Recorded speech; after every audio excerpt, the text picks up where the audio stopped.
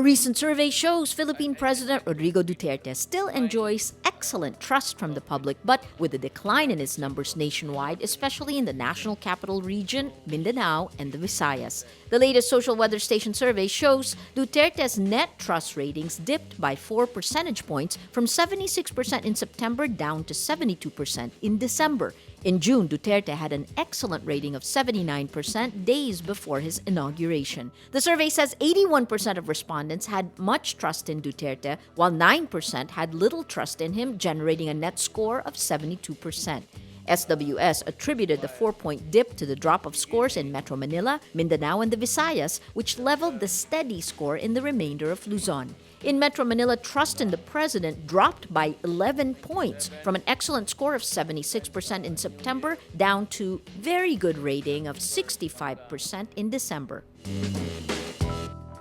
German authorities named Tunisian Anis Amri suspect in the Berlin truck attack. Authorities say the 24-year-old Amri was in the German government's watch list as a potentially dangerous jihadist but managed to avoid arrest and deportation. Amri has a history of petty crime and drug dealing. Amri's asylum office papers for a stay of deportation were found in the cab of the truck that killed 12 people. A warrant for Amri's arrest says he used 6 false names as he dodged security services and mingled with radical Islamist preachers, some of whom are now in custody.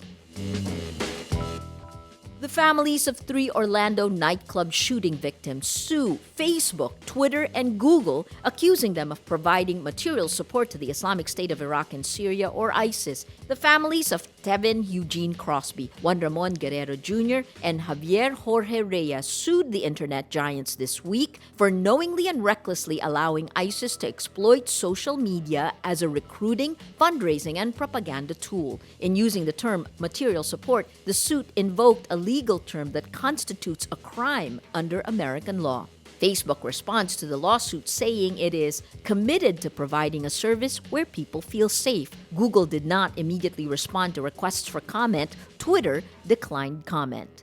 Plaintiff's lawyer Keith Altman says, "What they're doing is completely ineffective. We think they could be doing more, such as detecting patterns of unusual social media activity that are strongly suggestive of improper intent." The assault by gunman Omar Mateen, who pledged allegiance to ISIS, left 49 people dead and 53 injured at the Pulse nightclub in June. It's considered the deadliest mass shooting in U.S. history.